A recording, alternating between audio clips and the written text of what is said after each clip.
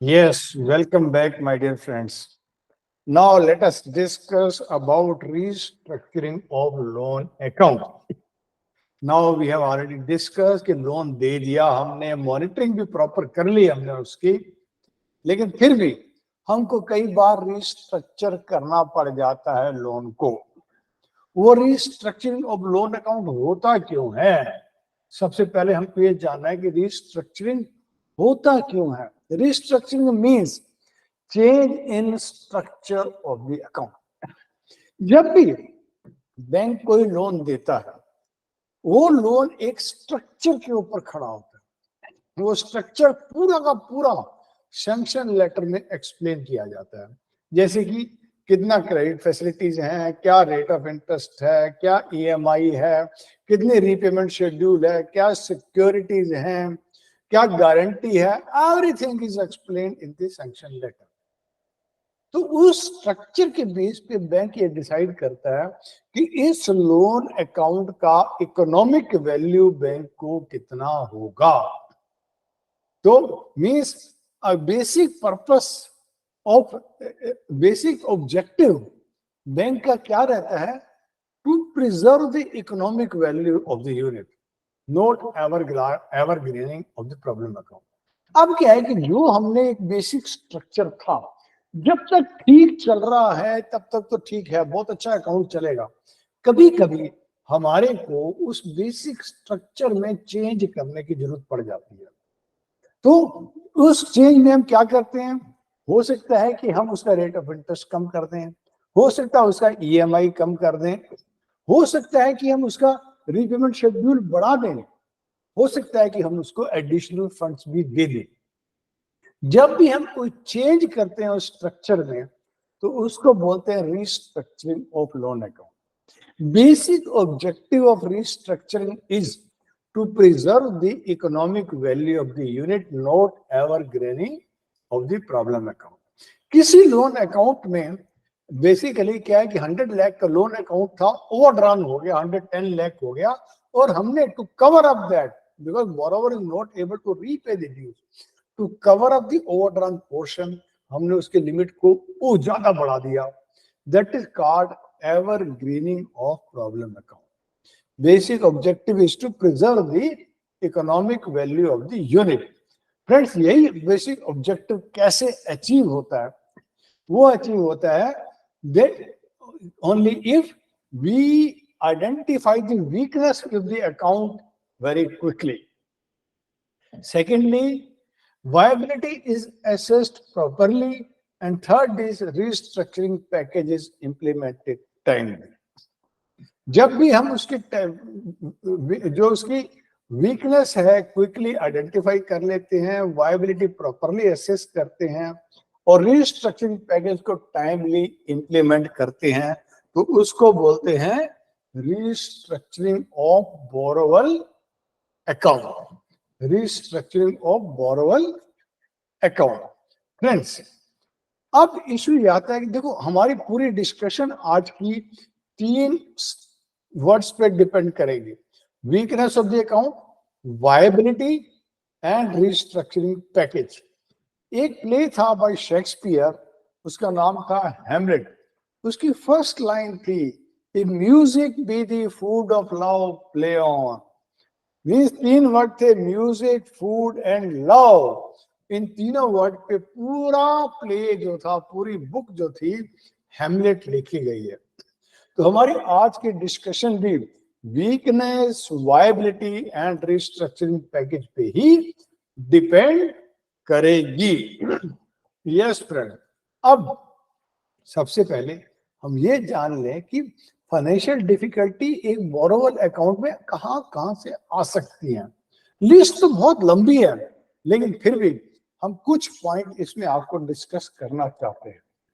When there is a failure, anticipated failure to make timely payment of installment, borrower को time पे repayment करनी है, instalment पे करनी है, लेकिन वो टाइम पर पे नहीं कर पा रहा है, तो इसलिए हमको समझ जाना चाहिए कि he is facing some types of financial difficulty. Number 2, delay in meeting commitment. जैसे कि हमने बैंक गारंटी इशू की, हमने लेटर ऑफ क्रेडिट इशू किया, और ड्यू डेट पे अगर एलसी जब ड्यू डेट पे थी, बोरोवर को पेमेंट करनी थी, बैंक गारंटी इन्वोक हो गई तो बोरोवर को पेमेंट करनी है, लेकिन बोरोवर पेमेंट नहीं कर पा रहा और बैंक को उस लायबिलिटी को क्रिस्टलाइज करना पड़ रहा है, तो इसलिए हमें समझ जाना चाहिए कि borrower is facing some types of financial difficulty. Excess leverage, जब हमने फर्स्ट टाइम लोन सैंक्शन किया था, प्रोसेस नोट बनाया था, तो हमने उसमें एज्यूम किया था कि डेट इक्विटी रेशियो बोरोवर की जो रहेगी 3:1 रहेगी। अब हमने रिन्यू करते टाइम देखा या बीच में देखा कि बोरोवर ने बाहर से बहुत सारे लोन ले लिए हैं और total debt equity ratio borrower के 9:1 हो गई है, एक्सेसिव लीवरेज हो गई है। Then we should understand borrower is facing some types of financial difficulty.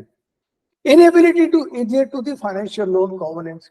जब भी हम सैंक्शन लेटर देते हैं तो उसमें बहुत सारे लोन कॉवेनेंट होते हैं, बोरोवर ये टर्म्स एंड कंडीशन फॉलो करेगा, ये करेगा, और बोरोवर उन टर्म्स एंड कंडीशन को फॉलो नहीं कर पा रहा है।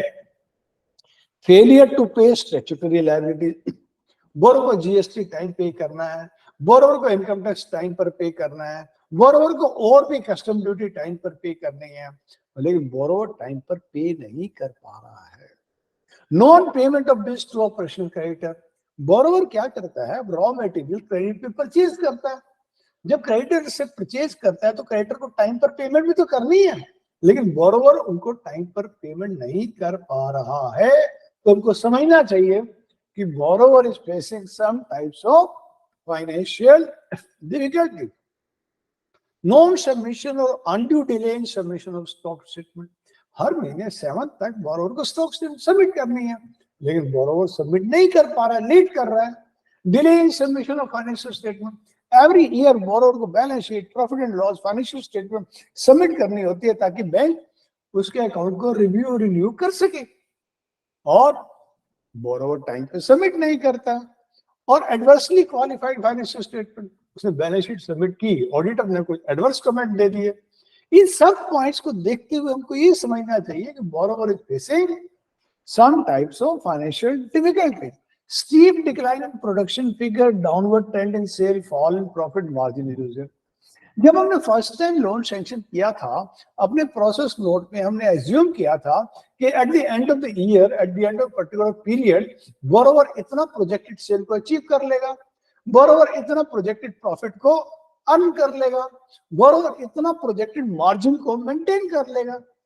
लेकिन अब हमने देखा जब वो टाइम पीरियड लैप्स हो गया कि बोरोवर तो उतना प्रोजेक्टेड सेल को अचीव नहीं कर पाया, बोरोवर तो उतना प्रोजेक्टेड प्रॉफिट मार्जिन को अर्न नहीं कर पाया, बोरोवर तो उतना मार्जिन भी मेंटेन नहीं कर पाया। Friends, elongated of working capital cycle, excessive inventory built up. Friends, क्या है कि जब हमने वर्किंग कैपिटल उसकी एज्यूम की थी, जब उसकी असेस की थी, तो हमने देखा था कि एक वर्किंग साइकिल जो रहेगी वो 90 डेज की रहेगी। अब इश्यू क्या आ गया कि अब हमने देखा कि एक वर्किंग साइकिल जो है 90 डेज से बढ़कर 120 डेज की होगी, 180 डेज की हो गई। उसका इन्वेंट्री जो है बढ़ता चला जा रहा है, बढ़ता चला जा रहा है। Significant delay in project implementation, जब हमने प्रोजेक्ट लोन सैंक्शन किया था, हमने अज्यूम किया था कि project will start commercial production from 1 जनवरी, लेकिन अब जून आ गया फिर भी कमर्शियल प्रोडक्शन स्टार्ट नहीं हुई, तो means there is a significant delay in project implementation. Downward migration in internal external rating, अब हम हर साल क्रेडिट रेटिंग करवाते हैं, इंटरनल भी करते हैं, एक्सटर्नल भी करते हैं, और हर साल उसकी रेटिंग डाउन डाउन डाउन जाते जा रही है। These are certain lists जब हमको समझ जाना चाहिए कि borrower is facing some types of financial difficulties. Friends, अब क्या है कि कुछ बोरोवर को फाइनेंशियल डिफिकल्टीज हो रही है। अब मेरे को सिर में दर्द है, कान में दर्द है, कंधे में दर्द है, कहीं चेस्ट में दर्द है, तो मैं डॉक्टर के पास जाऊंगा, प्रॉपर डायग्नोज कराऊंगा और प्रॉपर ट्रीटमेंट लूंगा, है? और अगर मैंने प्रॉपर ट्रीटमेंट डायग्नोज नहीं कराया, टाइम पर ट्रीटमेंट नहीं लिया, तो क्या होगा, मैं बीमार पड़ जाऊंगा। तो फ्रेंड्स, सेम वे जब हमको एज ए बैंकर हमको मालूम पड़ गया कि borrower is finding some types of financial difficulty, then our duty is to properly diagnose the problem, उसको टाइमली ट्रीटमेंट दें। अगर हम उसको टाइमली ट्रीटमेंट नहीं देंगे तो हमारा बोरोवर अकाउंट भी सिक हो जाएगा। तो लेकिन सिकनेस क्या कहती है, व्हाट इज द डेफिनेशन? जब हमारा ह्यूमन सिक होता है तो उसकी डेफिनेशन क्या है कि हमारा टेम्परेचर 98.4 डिग्री से ज्यादा हो जाता है, 101, 102 डिग्री हो जाएगा। अब बोरोवर अकाउंट सिक हो गया, उसकी डेफिनेशन क्या है? उसकी डेफिनेशन MSMED एक्ट 2006 में दी गई है, micro small and medium enterprise development act 2006 में उसकी डेफिनेशन दी गई है। क्या दी गई है definition? What is definition of borrower, sickness of borrower account? When any of the borrower account of enterprise remain NPA for 3 months or more, 3 महीने से ऊपर अकाउंट NPA हो गया तो, या there is an erosion in net worth due to accumulated losses to the extent of 50% of net worth during the previous accounting year. अब क्या होता है, जब बोरोवर की एक मान लो कैपिटल है, नेटवर्थ है, और बोरोवर को लॉस हो गया, जनरली हम क्या करते हैं, लॉस को नेटवर्थ से कम कर देते हैं to arrive at tangible net worth.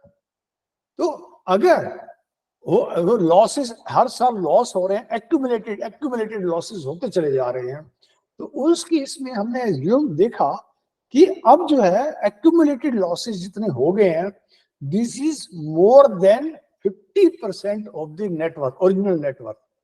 जो शुरू में नेटवर्थ थी 100 लाख की, अब 60% नेटवर्थ तो इरोड हो गई, क्योंकि हर साल बोरोवर लॉसेस इनकर कर रहा है। जब 50% से ज्यादा नेटवर्थ इरोड हो जाए तो उनको समझ जाना चाहिए कि account is coming under the definition of sickness. जब अकाउंट सिक हो गया तो बैंकर के पास क्या रेमेडीज रह जाती हैं उसको हेल्थी बनाने के लिए? मैंने लास्ट सेशन में बोला था 3 रेमेडीज हैं, 3 आर हैं, उसको बोलते हैं करेक्टिव एक्शन प्लान। 3 आर है, रेक्टिफिकेशन, रिस्ट्रक्चरिंग एंड रिकवरी। सबसे पहले तो हम जो बेसिक स्ट्रक्चर है, जिस बेस पे हमने लोन किया था, बेसिक स्ट्रक्चर को डिस्टर्ब किए बिना अगर हम कुछ इरेगुलरिटी को रेक्टिफाई कर सकते हैं तो उसको बोलते हैं रेक्टिफिकेशन। अगर हम ये समझते हैं कि रेक्टिफिकेशन कर भी दें तो भी अकाउंट हेल्दी नहीं होगा, या फिर रेक्टिफिकेशन करने से कोई फायदा होने वाला नहीं है, या रेक्टिफिकेशन कर दिया उसके बाद भी वो अकाउंट हेल्दी नहीं हुआ, तो हमारे पास ऑप्शन एक ही बचती है, रिस्ट्रक्चरिंग ऑफ लोन अकाउंट। तो फ्रेंड्स, रिस्ट्रक्चरिंग, अगर हम ये समझते हैं कि रिस्ट्रक्चरिंग कर दी या रिस्ट्रक्चरिंग करने से भी अकाउंट हेल्दी नहीं होगा, तो हमारे पास एक ही ऑप्शन है, recovery of loan account. Recovery of loan account, हम रिकवरी में जाएंगे। अब हम देखते हैं कि रेक्टिफिकेशन क्या होता है। रेक्टिफिकेशन क्या होता है? अब क्या है कि जब एक छोटा सा बच्चा बड़ा होता है, छोटा सा बच्चा थोड़ा थोड़ा चलना सीखता है, तो हम उसका हाथ पकड़ते हैं ताकि वो गिर ना जाए, उसको चोट ना लग जाए। हम क्या करते हैं, हैंड होल्डिंग करते हैं। इसी तरह से हमको भी बोरोवर अकाउंट को अपना छोटा बच्चा समझना चाहिए और हमको भी उसको हैंड होल्डिंग देना चाहिए, ताकि उसको अगर कहीं प्रॉब्लम आती है तो हम उसको सपोर्ट दें, उसको बोलते हैं हैंड होल्डिंग। तो फ्रेंड्स, थोड़ा सा एग्जांपल लेके चलते हैं। मान लिया किसी की सीसी लिमिट 100 लाख की है, इंटरेस्ट लग गया 10 लाख, बैलेंस हो गया 110 लाख।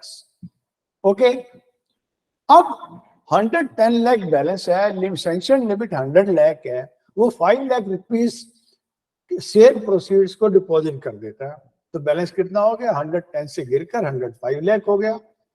और फिर विड्रॉ करने आता है पैसे को अकाउंट में से, तो हम उसको विड्रॉ नहीं करने देते। हम कहते हैं कि आपकी सैंक्शन लिमिट तो 100 लाख है, बैलेंस आउटस्टैंडिंग 105 लाख है, तो हम आपको विड्रॉ नहीं करने देंगे। तो वो बोलेगा कि मैंने अपनी सेल्स प्रोसीड्स को आपके अकाउंट में जमा कराया, और अगर आप मुझे मेरी उस प्रोसीड्स को विड्रॉ करने नहीं दोगे तो मैं रॉ मटेरियल कहां से परचेज करूंगा? रॉ मटेरियल परचेज नहीं कर पाऊंगा तो मैन्युफैक्चरिंग कैसे करूंगा? मैन्युफैक्चरिंग नहीं करूंगा तो मैं सेल कैसे करूंगा? सेल नहीं करूंगा तो प्रॉफिट कैसे अर्न करूंगा? प्रॉफिट अर्न नहीं करूंगा तो मैं आपके ड्यूज कैसे पे करूंगा? आप तो मुझे विड्रॉ करने दो। लेकिन फिर भी अगर हम उसको विड्रॉ करने के लिए अलाउ नहीं करते हैं तो वो कहता है ठीक है, वो कहीं ना कहीं एक करंट अकाउंट दूसरे बैंक में ओपन कर देगा और वहां से अपना पूरी सेल्स प्रोसीड रूट करेगा। लिमिट हमसे ले रखी है 105 लाख की, और किसी और अकाउंट में वो ट्रांजेक्शन कर रहा है, और हमारा 105 लाख जो है एनपीए हो जाएगा। उस केस में अगर हम उसने 5 लाख डिपॉजिट किया, उसको हम 4 लाख विड्रॉ करने दें, अगर हम 4 लाख विड्रॉ करने देंगे तो क्या होगा? बैलेंस पहले 110 लाख था, अब 109 लाख हो जाएगा। नेक्स्ट टाइम फिर 5 लाख डिपॉजिट करेगा, फिर 4 लाख विड्रॉ करने देंगे, 108 हो जाएगा। Now he will also feel happy. ठीक है, 4 लाख तो मुझे मिल गया, बैलेंस भी डाउन हो गया, और उस 4 लाख से वो रॉ मटेरियल परचेज करेगा और अपना बिजनेस कंटिन्यू रखेगा। तो हमने किसी स्ट्रक्चर में, बेसिक स्ट्रक्चर में कोई चेंज नहीं किया। इसको बोलते हैं हैंड होल्डिंग। Hand holding. अब इशू आता है ये कि हम एज ए बैंकर, हमको मालूम कैसे पड़ेगा कि रियली एक स्टेज आ गई है कि अब हमें बोरोवर को हैंड होल्डिंग सपोर्ट देना चाहिए। एक केसी चक्रवर्ती कमेटी थी। KC Chakrabarty was chairman of Punjab national bank and deputy governor of reserve bank of India. KC Chakrabarty committee ने कुछ स्टेजेस स्पेसिफाई किए हैं कि अगर ऐसी सिचुएशन आ जाए तो बैंक को ये समझ लेना चाहिए कि है borrower require hand holding support. एक स्टेज आ गई है कि बोरोवर को हैंड होल्डिंग सपोर्ट देनी चाहिए। वो कौन सी स्टेज है? Number 1, if there is a delay in commencement of commercial production by more than 6 months for reasons beyond the control of the promoter। जब हमने प्रोजेक्ट के लिए फाइनेंस किया था तो हमने ये एज्यूम किया था कि 1 जनवरी 2023 को प्रोजेक्ट का कमर्शियल ऑपरेशन स्टार्ट हो जाएगा, लेकिन जून 2023 ओवर हो गया, कमर्शियल प्रोडक्शन स्टार्ट नहीं हुआ। लेकिन ये कमर्शियल प्रोडक्शन क्यों स्टार्ट नहीं हुआ? अगर बोरोवर को कंट्रोल के बाहर था, it is not due to the reasons, due to the responsibility of the borrower. Covid आ गया तो नेचुरली लॉकडाउन था तो कमर्शियल प्रोडक्शन सबका इस डिले हो जाएगा। तो इस सिचुएशन में अगर उसके कमेंसमेंट ऑफ कमर्शियल प्रोडक्शन 6 महीने से ऊपर हो गया and beyond the control of the promoter, तो हमको ये समझ जाना चाहिए कि एक स्टेज आ गई है कि अब हमें कमर्शियल उसको हैंड होल्डिंग सपोर्ट देना चाहिए। कंपनी इनकर लॉसेस फॉर 2 years और cash loss for 1 year beyond the accepted time frame. Loss क्या होता है? Net loss. जब टोटल इनकम में से टोटल एक्सपेंडिचर कम करते हैं तो कंपनी को नेट प्रॉफिट होता है ना? और अगर एक्सपेंसेस ज्यादा है, इनकम कम है, तो नेट लॉस होगा। वो तो नेट लॉस हो गया। अब क्या है कि जो एक्सपेंसेस में एक आइटम होता है depreciation. Depreciation is a non cash expense. तो अगर हम डेप्रिसिएशन एक्सपेंस को हटा दें, उसको एक्सपेंसेस आइटम से हटा दें, तो भी कंपनी को लॉस हो रहा है।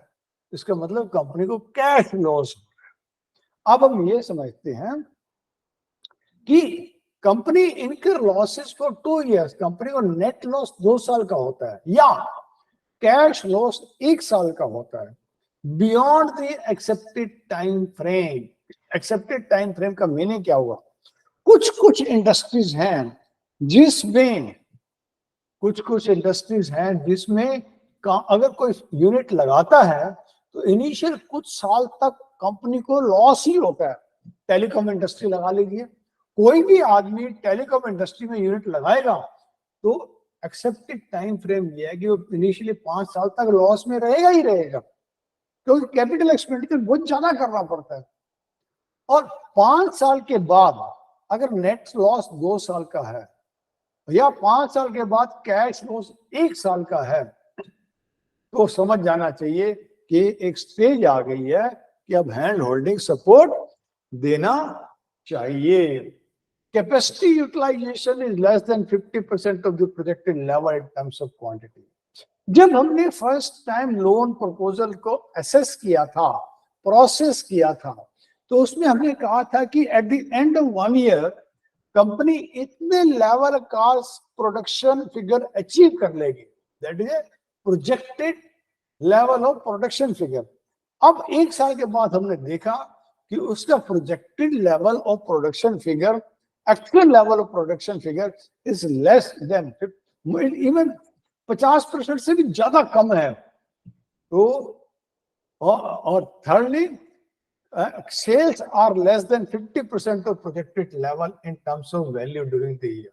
जब हमने स्टार्टिंग में उसको प्रोसेस किया था तो हमने कहा था कि 1 साल के बाद प्रोजेक्टेड सेल्स इतनी होगी, 100 लाख होगी, लेकिन 1 साल के बाद हमने असेस किया कि actual sale is less than 50% of the projected sale, 40 lakh की हुई है। तो हमको ये समझ जाना चाहिए कि एक स्टेज आ गई है जब बोरोवर को हैंड होल्डिंग सपोर्ट देना बहुत बहुत जरूरी है। फ्रेंड्स, जो अगर अब इशू ये आता है रेक्टिफिकेशन से बात नहीं बनती है तो हमारे को रीस्ट्रक्चरिंग करना होता है। तो रीस्ट्रक्चरिंग बोलते तो हैं, लेकिन रीस्ट्रक्चरिंग होता क्या है? First of all we try to understand what is restructuring. कौन सा अकाउंट रीस्ट्रक्चर हो सकता है? कौन सा अकाउंट रीस्ट्रक्चर हो सकता है? All viable and potential viable accounts classified as standard, substandard, doubtful category can be restructured। Standard account restructure हो सकता है, सब स्टैंडर्ड भी हो सकता है, डाउटफुल भी हो सकता है। कौन सा अकाउंट रिस्ट्रक्चर नहीं हो सकता?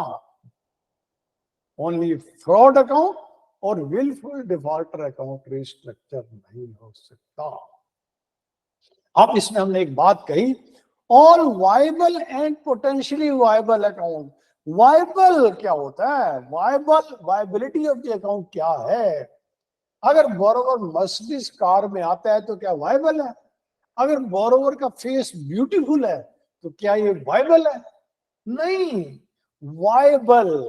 वायबल की एक डेफिनेशन है। तो क्या है कि हर बैंक क्या करता है कि मोस्टली हर बैंक अपनी एक कमेटी बिठाता है, और हमने भी 15-20 बैंकों की क्रेडिट पॉलिसी को स्टडी करने के बाद हम भी इस निष्कर्ष पे पहुंचे हैं। कई बैंक वो बोलते हैं वायबिलिटी को असेस करने के लिए एक टीवी स्टडी कराई जाए, टेक्नो इकोनॉमिक वायबिलिटी स्टडी कराई जाए। अब वो किसमें बैंक बोलते हैं, कई बैंक बोलते हैं, अपने बैंक का आप देख लीजिएगा, कई बैंक बोलते हैं कि अगर 20 करोड़ से ऊपर आउटस्टैंडिंग अमाउंट है तो 20 करोड़ से नीचे, 20 करोड़ से ऊपर है, अगर 20 करोड़ से नीचे है तो बैंक मैनेजर, बैंक की अपनी कमेटी ही उसकी वायबिलिटी स्टडी कर लेगी।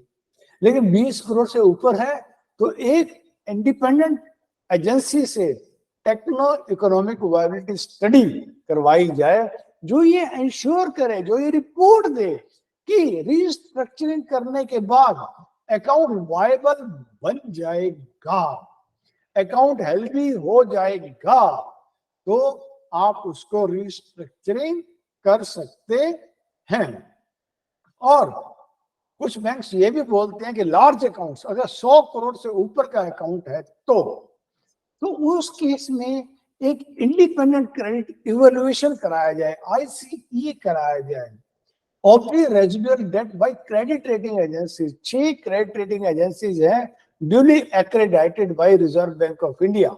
उनमें से किसी भी एक क्रेडिट रेटिंग एजेंसी से एक इंडिपेंडेंट क्रेडिट इवैल्यूएशन कराई जाए कि आफ्टर रिस्ट्रक्चरिंग अगर कर भी दी जाए, रिस्ट्रक्चरिंग अगर कर भी दी जाए तो उसके बाद अकाउंट हेल्दी बन जाएगा। तो फ्रेंड्स, दिस इज 100 करोड़ से ऊपर हो तो अब आती है कि वायबिलिटी क्या होती है। मेन जो भी टीम स्टडी करेगा या आईसी करेगा या बैंक की अपनी कमेटी करेगी तो क्या वायबिलिटी में देखेगी, क्या देखना है वायबिलिटी स्टडी, क्या होती है वायबिलिटी स्टडी। तो इस केस में रिजर्व बैंक ने टाइम टू टाइम कुछ पैरामीटर बताए हैं। तो ये कुछ पैरामीटर क्या क्या बताए हैं टाइम टू टाइम, थोड़ा सा हम डिस्कस कर लेते हैं। क्या पैरामीटर है? Repayment schedule note less than 15 years in case of infrastructure, 10 years for others।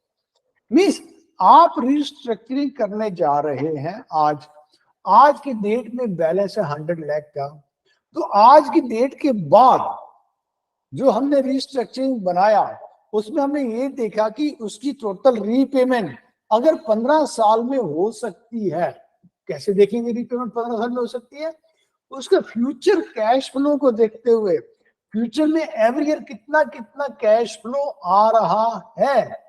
अगर इंफ्रास्ट्रक्चर प्रोजेक्ट है और 15 साल में रीपेमेंट हो सकती है, अगर इंफ्रास्ट्रक्चर नहीं है कोई और प्रोजेक्ट है, 10 साल में फ्यूचर कैश फ्लो ये बताएगा कि 10 साल के अंदर पूरा अमाउंट रीपे हो जाएगा, तब तो वो वायबल है, उसकी रिस्ट्रक्चरिंग की जा सकती है। DSCR should be greater than 1.25 within 5 years।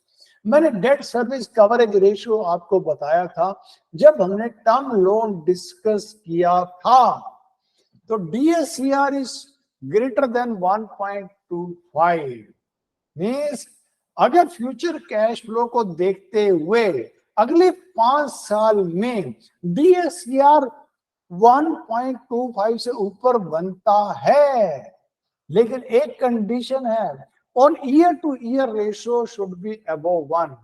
किसी भी साल में, अगले 5 साल में किसी भी साल में 1 से नीचे नहीं जाना चाहिए DSCR। और अगले 10 साल, अगर 10 साल में रीपेमेंट है तो DSCR अगले 10 साल में 1.33 हो जाती है, तब तो वायबल है, नहीं तो वायबल बिल्कुल नहीं है। नहीं तो आप रिस्ट्रक्चर भी मत कीजिए। Operating and cash break even point should be comparable with industry norm.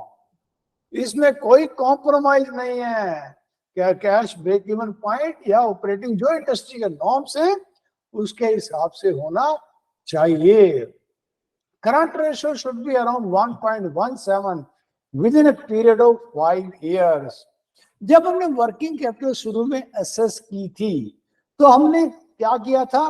Current ratio 1.33:1 लिया था। अब उसका कैश फ्लो बिगड़ गया तो अब उसका क्या हुआ? करंट रेशियो कम आ गया, लेस देन 1 भी हो सकता है, आ गया, इसलिए हमको रिस्ट्रक्चरिंग करने की जरूरत पड़ रही है। तो हम फ्यूचर कैश फ्लो को देखते हुए अगले 5 साल में अगर उसका करंट रेशियो 1.17 से ऊपर हो जाता है तो हम उसको रिस्ट्रक्चरिंग करेंगे, नहीं तो नहीं करेंगे। Debt equity ratio should be around 4:1 and TOL to TNW should be around 6:1 in next 5 years। जब हमने शुरू में लोन किया था तो डेट इक्विटी रेशियो 3:1 2:1 रखी थी। अब उसने कहीं बाहर से लोन ले लिया तो अब 9:1 हो गई। अब हमारे को क्या है कि रिस्ट्रक्चरिंग करनी पड़ रही है। जब हम रिस्ट्रक्चर कर रहे हैं considering the future cash flow, अगर अगले 5 साल में डेट इक्विटी रेशियो 4:1 आ जाता है, या total outside liability to tangible net worth 6:1 आ जाता है, तब तो रिस्ट्रक्चरिंग कीजिए, नहीं तो मत कीजिए। Loan life ratio should B 1.4। Loan life ratio क्या होती है, मेन इशू ये आता है। अब क्या, 100 लाख रुपीस का हम आज रिस्ट्रक्चरिंग कर रहे हैं और उसको 10 साल के रीपेमेंट दे रहे हैं, तो अगले 10 साल का फ्यूचर कैश फ्लोज देखेंगे। फ्यूचर कैश फ्लोज अगले 10 साल का हम देखेंगे। तो 10 साल का कैश फ्लो देखते देखते हम क्या करेंगे, अगले 10 साल में जितना हर साल first year, second year, third year, fourth year, fifth year cash flow जो आ रहा है उसको आज हम डिस्काउंट कर लेंगे। डिस्काउंट कर लेंगे meaning what is the present value of future cash flows. अगर present value of future cash flows is coming 140 lakhs, 100 lakh आज के डेट में आउटस्टैंडिंग है, present value of future cash flows is coming 140 lakhs, तो loan life ratio is present level of future cash flow 140 divided by आज की date का balance 100, तो 140 divide by 100 1.4, तो हम उसको रिस्ट्रक्चरिंग करेंगे। क्यों? क्योंकि future cash flow is always uncertain, वो होगा कि नहीं होगा, कम भी हो सकता है। अगर फ्यूचर कैश फ्लोज 140 से कम होकर 130 भी हो गया तो भी वो हमारा लोन रीपे कर पाएगा, 120 हो गया तो भी हमारा लोन रीपे कर पाएगा, 100 भी हो गया तो भी हमारा लोन रीपे कर पाएगा। लेकिन अगर 90 हो गया तो वो हमारा लोन कभी रीपे नहीं कर पाएगा। तो इसलिए 40% का हम पुशअप रख के चलते हैं। Loan life ratio should B 100 1.4:1। These are certain viability benchmarks which Reserve Bank of India has given from time to time. Friends, एक ड्यूरिंग कोविड टाइम जब पूरी इंडस्ट्री, पूरे हर तरह से पूरी इंडस्ट्री जो थी हमारी लॉकडाउन की वजह से ठप पड़ी थी, सभी इंडस्ट्री के हर यूनिट, हर लेवल को, हर सेक्टर को रीस्ट्रक्चरिंग चाहिए थी। तो उस केस में गवर्नमेंट ऑफ इंडिया ने एक कमेटी बनाई जिस कमेटी का नाम था expert committee. It was made under the chairmanship of mister KV. Kamat, former chairman of ICICI bank. तो उसने बताया कि 26 सेक्टर्स में ये कुछ पैरामीटर, फाइनेंशियल पैरामीटर बताए। अगर कोई भी यूनिट रिस्ट्रक्चरिंग के लिए आ रहा है इस 26 सेक्टर्स में, अगर उसके फाइनेंशियल पैरामीटर्स इनसे मैच करते हैं तो आप रिस्ट्रक्चरिंग कर सकते हैं, नहीं तो आप रिस्ट्रक्चरिंग मत कीजिए। वो फाइनेंशियल पैरामीटर कितने थे? 5 पैरामीटर बताए। एक, total outside liability to adjusted TNW, कि तो उसने एक बेंचमार्क बताया था हर सेक्टर का। अगर इस सेक्टर में यूनिट है उसके total outside liability to adjusted tangible net worth इससे ऊपर है तो आप रिस्ट्रक्चरिंग कर सकते हैं।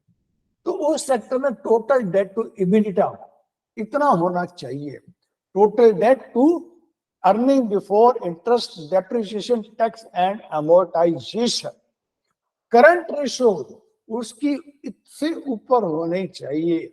डेट सर्विस कवरेज रेशियो भी मिनिमम इतना होना चाहिए, average debt service coverage ratio भी मिनिमम इतना होना चाहिए। उस एक्सपर्ट कमेटी ने, उन्होंने बताया अगर उससे मैच करता है तो आप उसकी रिस्ट्रक्चरिंग कर दीजिए, वरना आप मत कीजिए। ओके, नाउ कमिंग टू, अब इशू ये आता है अगर लोन मॉडिफिकेशन या रिस्ट्रक्चरिंग क्या मॉडिफिकेशन है? Is a mutual contract between the lender and the borrower. Lender borrower दोनों बैठेंगे तभी तो रिस्ट्रक्चरिंग होगा ना। म्यूचुअल है तो should A borrower be concern with regulatory framework. देखो जी, एज ए बैंकर की तो ड्यूटी है जो आरबीआई की गाइडलाइंस है उसको फॉलो करना, रेगुलेटर आरबीआई है। क्या बोरोवर को भी ध्यान में रखना कि आरबीआई की गाइडलाइंस को फॉलो करे, बोरोवर को भी आरबीआई की गाइडलाइंस का पता होना चाहिए।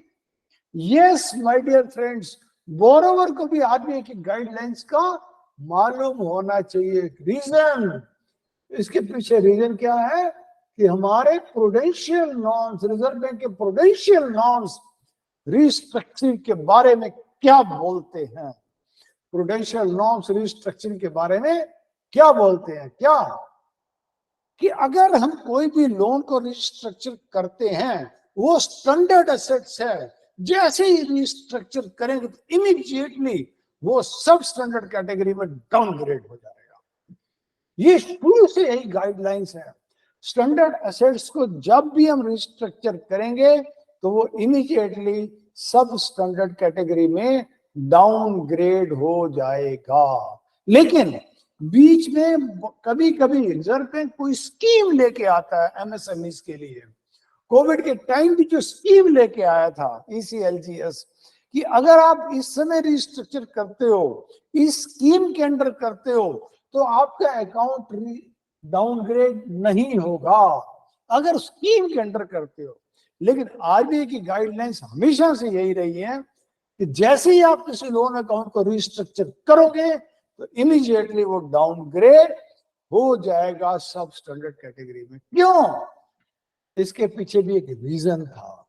क्या डिफरेंस क्या है एक एक एक एक एक रिस्ट्रक्चर्ड अकाउंट में और एक एनपीए अकाउंट में? रिस्ट्रक्चर्ड अकाउंट में भी बोरोवर को फाइनेंशियल डिफिकल्टी आ रही है, एनपीए अकाउंट में भी बोरोवर को फाइनेंशियल डिफिकल्टी आ रही है। रिस्ट्रक्चर में भी बोरोवर का कैश फ्लो डाउन जा रहा है, एनपीए में भी बोरोवर का कैश फ्लो डाउन जा रहा है।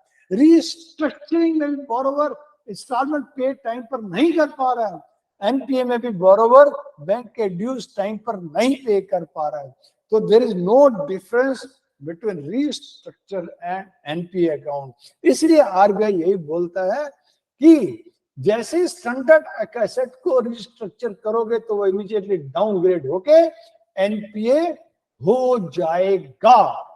और फर्दर फ्रेंड्स, एनपीए चाहे वो सब स्टैंडर्ड हो, चाहे वो डाउटफुल हो, चाहे वो लॉस अकाउंट हो, NPA on restructuring would continue to have the same asset classification as prior to restructuring. NPA की क्लासिफिकेशन सेम रहेगी, सब स्टैंडर्ड अकाउंट सब स्टैंडर्ड रहेगा, डाउटफुल अकाउंट डाउटफुल रहेगा, लॉस अकाउंट लॉस अकाउंट रहेगा रिस्ट्रक्चरिंग के बाद। ओके, तो इसका मतलब इस स्लाइड से हम ये समझे कि रिस्ट्रक्चरिंग के बाद सभी अकाउंट एनपीए होते हैं। रिस्ट्रक्चरिंग के बाद सभी अकाउंट एनपीए होते हैं। यस, नाउ अब कोई भी अकाउंट को अपग्रेड कैसे किया जाए एनपीए अकाउंट को? नॉर्मल कोर्स में किसी भी एनपीए अकाउंट को अपग्रेड कैसे करते हैं? नॉर्मल कोर्स में मान लिया एक 100 लाख का अकाउंट है, उस पर इंटरेस्ट लग गया 110 लाख और ये अकाउंट ओवरड्रान है, और यही ओवरड्रान कंडीशन 90 डेज से ऊपर रहती है, कंटिन्यूअसली अकाउंट 90 डेज से ऊपर ओवरड्रान रहता है, तो अकाउंट एनपीए मान लिया जाता है, एनपीए कैटेगरी में चला जाता है। आज 100 लाख का अकाउंट सैंक्शन लिमिट से 110 लाख इंटरेस्ट लग के ओवर हो गया, अकाउंट एनपीए हो गया। आज अकाउंट एनपीए हो गया, कल बोरोवर आया उसने 20 लाख डिपॉजिट किया, तो अकाउंट को हम बैलेंस कितना हो गया 90 लाख, सैंक्शन लिमिट कितनी है 100 लाख, हम अकाउंट को अपग्रेड कर देते हैं। ये नॉर्मल कोर्स में है। लेकिन अगर अकाउंट को रीस्ट्रक्चर किया गया है, रीस्ट्रक्चर की वजह से अकाउंट जो है एनपीए हो गया, सब स्टैंडर्ड अकाउंट सब स्टैंडर्ड हो गया रीस्ट्रक्चरिंग की वजह से, क्या हम उसको भी इतनी आसानी से अपग्रेड कर सकते हैं? नहीं माय डियर फ्रेंड्स, आप उसको इतनी आसानी से अपग्रेड नहीं कर सकते, क्योंकि रिजर्व बैंक की कुछ कंडीशंस हैं। वो रिजर्व बैंक की कंडीशंस क्या है कि आप कब अपग्रेड कर सकते हैं? When all the outstanding credit facilities demonstrate satisfactory performance during this specified period. Means जो भी हमारे आउटस्टैंडिंग है क्रेडिट फैसिलिटीज रिस्ट्रक्चरिंग के बाद, वो एक स्पेसिफाइड पीरियड तक सेटिस्फैक्टरी परफॉर्मेंस दिखाएंगी। क्या होता है स्पेसिफाइड पीरियड, क्या होती है सेटिस्फैक्टरी परफॉर्मेंस, मैं अभी आपको बताऊंगा। और फ्रेंड्स थोड़ा सा और ध्यान कर लीजिएगा कि स्पेसिफाइड पीरियड क्या होता है। Specified period means period from the date of implementation of restructuring package up to the date by which at least 10% of the outstanding principal is repaid. Means specific period, उतना period, मान लिया कि आज 100 लाख का account restructure किया, जब तक वो 10% पे नहीं कर देगा, जब तक वो 10% बैलेंस 90 लाख से नीचे नहीं चला जाएगा, आप उसको अपग्रेड नहीं कर सकते। अब मान लिया कि उसका 100 लाख का अकाउंट था और हमने रिस्ट्रक्चर किया और वो सब स्टैंडर्ड हो गया, एनपीए हो गया, और कल वो आता है और 20 लाख रुपए जमा कर देता है, बैलेंस कितना हो गया 80 लाख, 10% से ऊपर जमा कर दिया, तो क्या आप उसको अपग्रेड कर देंगे? नहीं माय डियर फ्रेंड्स, एक और कंडीशन भी है। वो कंडीशन क्या है? The provided the specified period can not end before 1 year. चाहे वो 20 लाख जमा भी करा दे, 10% से ऊपर जमा भी करा दे, तो भी 1 साल तक स्पेसिफाइड पीरियड खत्म नहीं होगा। कूलिंग पीरियड 1 साल रहेगा। 1 साल तक अकाउंट एनपीए कैटेगरी में रहेगा ही रहेगा, है।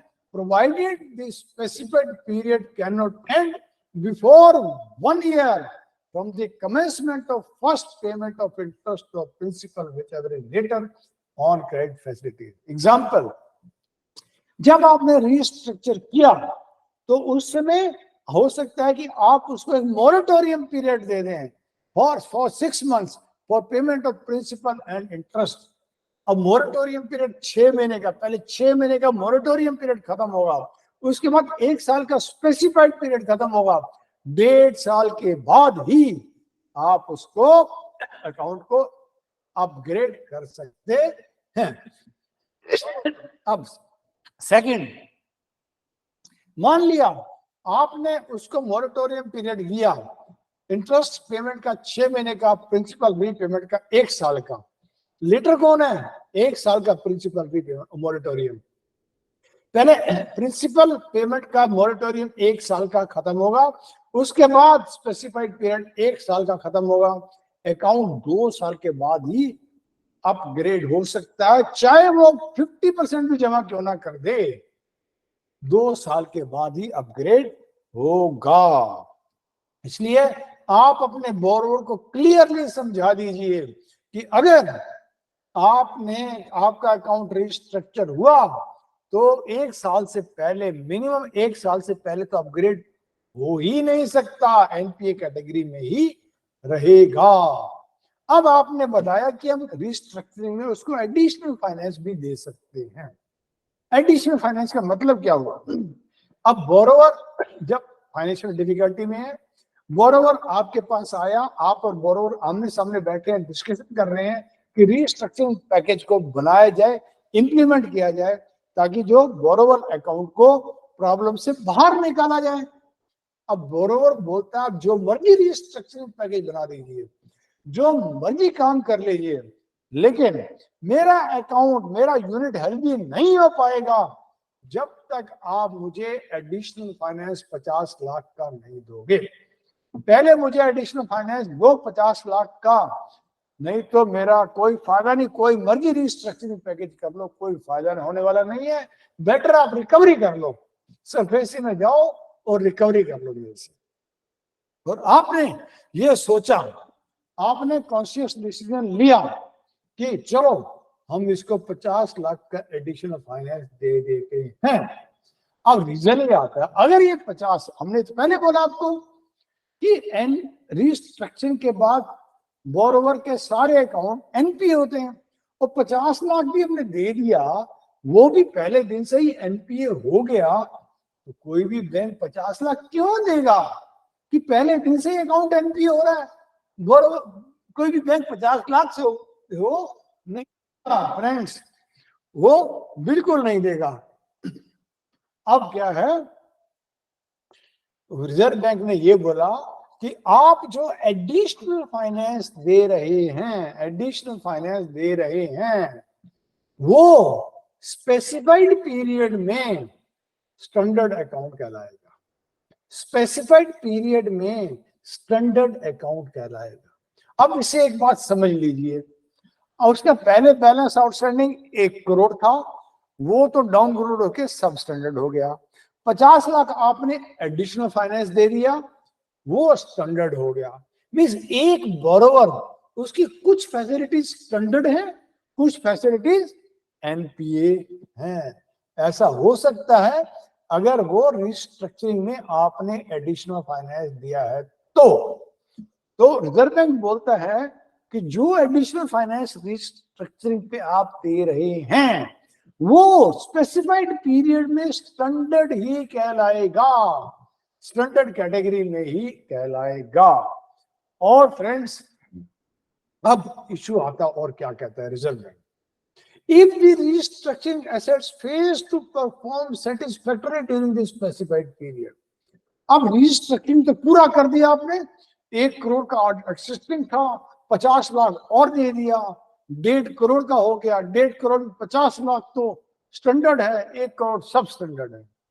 अब रिस्ट्रक्चरिंग पैकेज इंप्लीमेंट हो गया। वो कहता है कि जो रिस्ट्रक्चरिंग पैकेज के अनुसार अगर अकाउंट उस स्पेसिफाइड पीरियड में सेटिस्फैक्टरी परफॉर्मेंस नहीं रहती, मैंने पहले आपको बोला था सेटिस्फैक्टरी परफॉर्मेंस, सेटिस्फैक्टरी परफॉर्मेंस क्या होती है कि अगर उसको during that specified period, CC limit है, बोरोवर को 7 तारीख के अंदर स्टॉक स्टेटमेंट देनी है तो वो 7 तारीख के अंदर ही देगा, वो 10 तारीख नहीं कर सकता। अगर उसका interest payment every month first को डिपॉजिट होना है तो फर्स्ट को ही डिपॉजिट होगा, सेकंड भी नहीं कर सकता। अगर उसको फाइनेंशियल स्टेटमेंट देनी है तो टाइम पर ही देनी है, लेट नहीं कर सकता। जहां ही उसने लेट किया, कोई इंटरेस्ट की पेमेंट, प्रिंसिपल की पेमेंट, स्टॉक स्टेटमेंट या फिर उसने कोई भी और स्टेटमेंट, फाइनेंशियल स्टेटमेंट को डिले कर दिया तो बैंक मानेगा ये अनसेटिस्फैक्टरी परफॉर्मेंस है, अनसेटिस्फैक्टरी परफॉर्मेंस है। अब आती है बात, दोबारा पढ़ते हैं इसको। If the restructured assets fail to perform satisfactorily during the specified period or does not qualify for upgradation at the end of specified period, specified period के बाद वो अपग्रेड होने के लायक नहीं है, अपग्रेड होने के लिए एलिजिबल नहीं है, तो जो एडिशनल फाइनेंस आपने दिया है, then this additional finance shall be placed in the same asset classification category as restructured debt। वो जो एडिशनल फाइनेंस स्टैंडर्ड एसेट्स था वो सीधा उसी कैटेगरी में चला जाएगा जहां पे पहले वाला एग्जिस्टिंग डेट पड़ा है। मान लो आपने D2 कैटेगरी, डाउटफुल कैटेगरी 2 में कोई अकाउंट रिस्ट्रक्चर किया और उसको 50 लाख का एडिशनल फाइनेंस दे दिया, 50 लाख का वो एडिशनल फाइनेंस स्टैंडर्ड अकाउंट कहलाएगा स्पेसिफाइड पीरियड में। लेकिन स्पेसिफाइड पीरियड के बाद अगर वो अपग्रेड नहीं हुआ तो 50 लाख का जो स्टैंडर्ड अकाउंट था सीधा D2 कैटेगरी में चला जाएगा। पहले ऐसा नहीं सब स्टैंडर्ड में जाएगा, देन D1 में जाएगा, देन D2 में जाएगा, नो, सीधा D2 में चला जाएगा। फ्रेंड्स, इसलिए ध्यान रखना बहुत जरूरी है। अब सेकेंडली, इनकम रिकॉग्निशन नॉर्म्स। अब किसी भी लोन अकाउंट पर हम इनकम कैसे रिकॉग्नाइज करते हैं, कैसे करते हैं रिकॉग्नाइज? जो स्टैंडर्ड असेट्स होता है उस पे इनकम एक्रूअल बेसिस पे, उस पे जो इंटरेस्ट लगाते हैं एक्रूअल बेसिस पे लगाते हैं। एक्रूअल बेसिस का मतलब क्या होता है? एक्रूअल बेसिस का मीनिंग कि हमने इंटरेस्ट लगा लिया, डेबिट कर लिया, अपने प्रॉफिट एंड लॉस में इंटरेस्ट को बुक कर लिया, अभी भी बोरोवर ने पे नहीं किया, बोरोवर बाद में पे करेगा। अगर बोरोवर 90 डेज तक पे नहीं करता तभी तो अकाउंट एनपी होता है, लेकिन बोरोवर 30 डेज के बाद, 60 डेज के बाद भी पे कर दिया तो एक्रूअल बेसिस पे हम अपनी इनकम को बुक कर लेते हैं। दूसरा होता है cash basis. Cash basis mean जब तक बोरोवर आपको पे ना कर दे, एक्चुअल पे ना कर दे, आप इनकम बुक नहीं कर सकते, आप इंटरेस्ट नहीं लगा सकते। तो उसको एक्चुअल पे करना बहुत बहुत जरूरी है। तो अभी हम जान लेते हैं कि इस केस में क्या है। Friends, restructured account classified as standard assets. Restructured account कोई भी है स्टैंडर्ड एसेट्स में कौन सा क्वालिफाई होगा? जो एडिशनल फाइनेंस होगा। एडिशनल फाइनेंस जो स्टैंडर्ड एसेट्स होगा वो उसको उस पे जो इंटरेस्ट लगेगा उसको एक्रूअल बेसिस पे आप ले सकते हैं। And restructured account classified as NPA, जो पहले हमारा स्टैंडर्ड था हमने रीस्ट्रक्चर किया तो एनपीए हो गया था। पहले एनपीए था, रीस्ट्रक्चर किया तो एनपीए रह गया। उस पे हम कैश बेसिस पे ही, जब तक एक्चुअल में बोरोवर पे ना कर दे, हम इंटरेस्ट बुक नहीं कर सकते। Friends, in case of additional finance where pre-restructuring facilities were NPA, the interest income shall be recognized on cash basis except।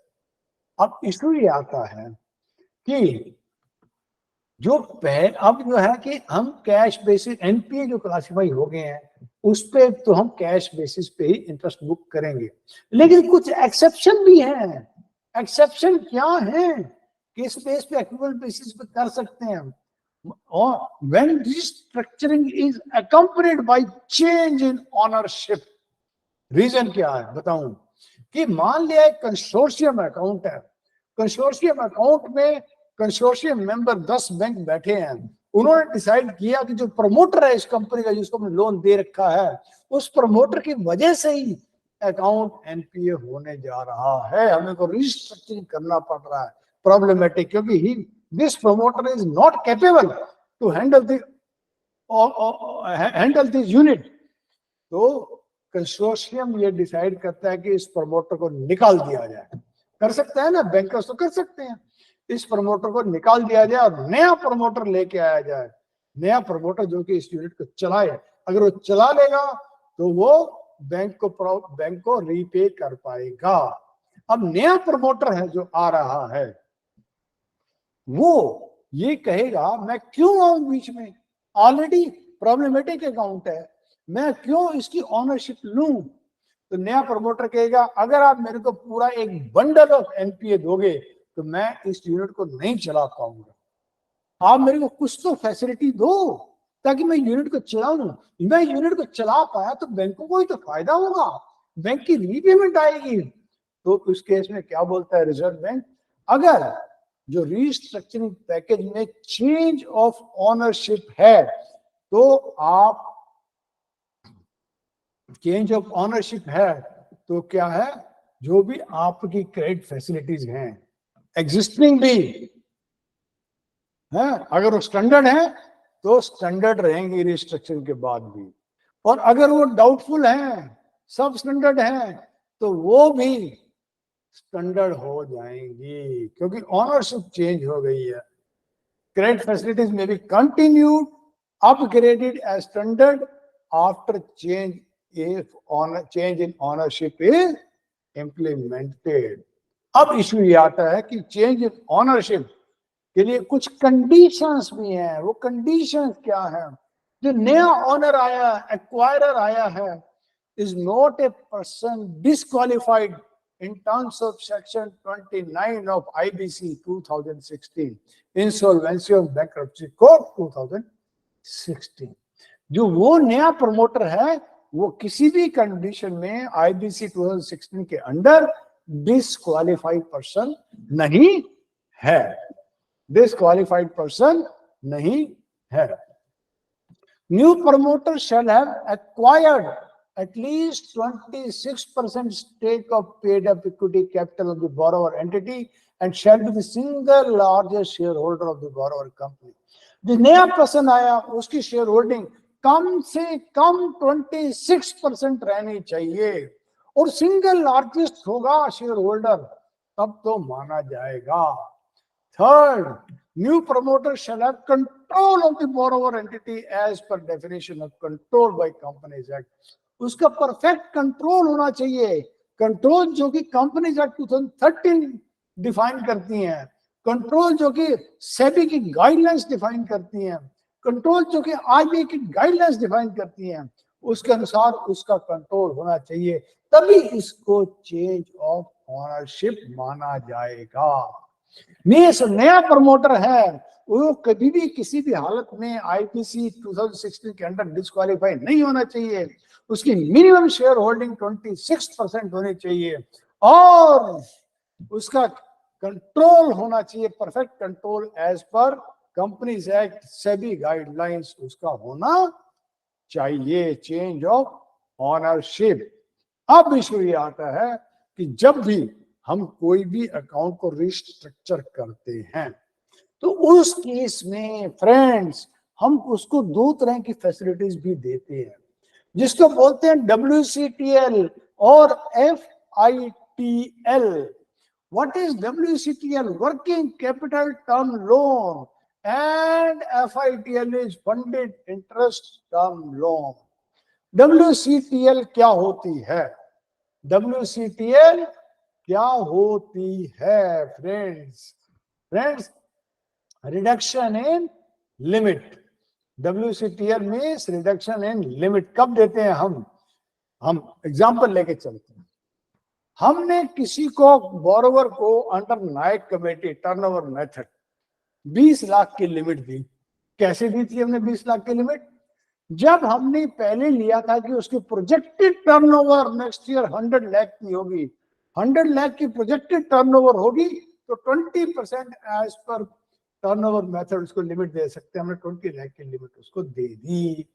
अब 1 साल हो गया, हम इन लिमिट रिन्यू करने जा रहे हैं।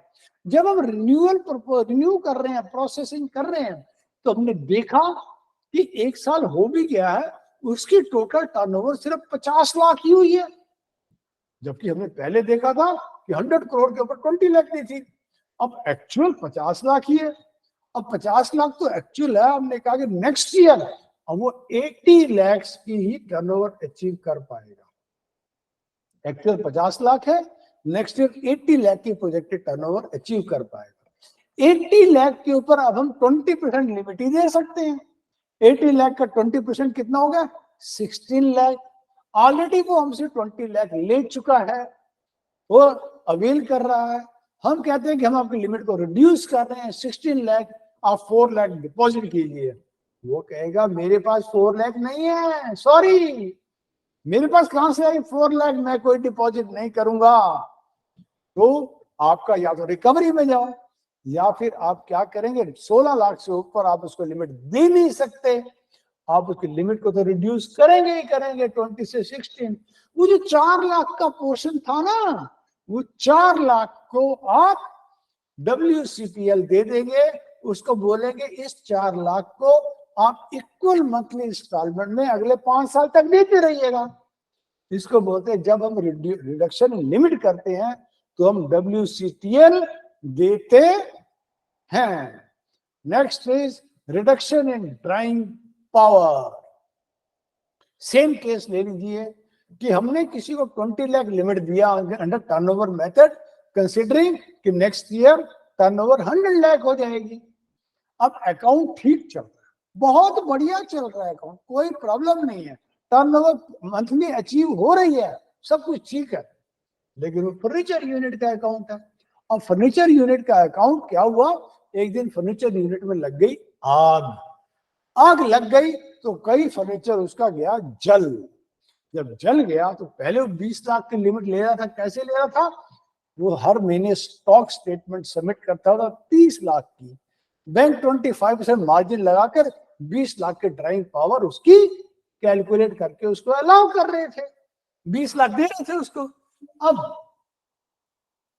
क्या हुआ नेक्स्ट, अब इसने स्टॉक स्टेटमेंट दी सिर्फ 20 लाख की, 25% मार्जिन कम करेंगे तो उसको लिमिट ड्राइंग पावर निकलेगी उसकी 15 लाख। 15 लाख की ड्राइंग पावर निकली।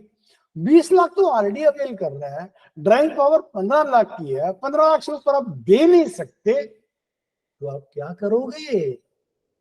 तो आपको 15 लाख डीपी को कम करना पड़ेगा, 5 लाख उसको WCTL में देना पड़ेगा अलग से, कि इस 5 लाख को आप EMI में हर महीने पे करते रहिए 5 साल तक।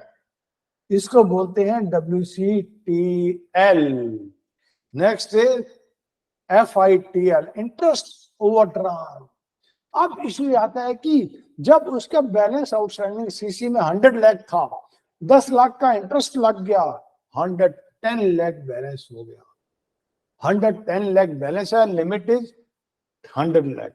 अब उसकी रीस्ट्रक्चरिंग कर रहे हैं, जिसमें कि स्टॉक तो 100 लाख के हिसाब से ही कैलकुलेट किया गया, बाकी 10 लाख तो इंटरेस्ट है ना, है? तो आप लिमिट तो 100 लाख ही रखेंगे, उस 10 लाख को आप क्या करेंगे, उसको FITL दे देंगे। FITL उसको दे देंगे, फंडेड इंटरेस्ट टर्म लोन, जिसको बोलेंगे आप इसको हर महीने अगले 5 साल तक इक्वल मंथली इंस्टॉलमेंट में पे करते रहिए। Next is granting moratorium period to service future interest.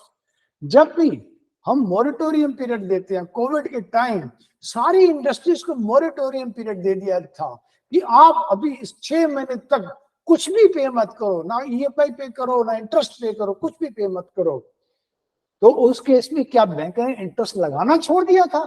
Bank ने इंटरेस्ट तो नहीं लगाना छोड़ा, इंटरेस्ट तो उसको उस पीरियड का भी करना है, लेकिन आज मत करो, बाद में करना है। जो आज जो इंटरेस्ट बैंक लगा रहा है, तो बैंक को तो रिकवर करना ही है। बैंक कैसे उसको अकाउंट फॉर कर रहा है? बैंक क्या कर रहा है, उसको FITL सैंक्शन कर दिया कि आप ये FITL लीजिए, FITL आपको सैंक्शन है, इसको EMI में अगले 5, 6, 7 साल में पे करते रहिए। इसको बोलते हैं FITL। तो WCTL और FITL बैंक देता है अंडर रीस्ट्रक्चरिंग। अब हम आपको एक एक्सरसाइज बताते हैं। एक्सरसाइज क्या? मान लिया कि किसी केस में रीस्ट्रक्चरिंग करने जा रहे हैं, उसकी CC लिमिट 100 लाख है, बैलेंस आउटस्टैंडिंग 115 लाख है। 15 लाख क्यों? इंटरेस्ट लग गया, इसलिए 115 लाख है, इंटरेस्ट पोर्शन है। और due to failure of business हमने उसकी लिमिट रिड्यूस कर दी 100 लाख से 70 लाख, और उसको रिस्ट्रक्चरिंग में जो रेट ऑफ इंटरेस्ट कहा उसको 8.5% पे करेगा।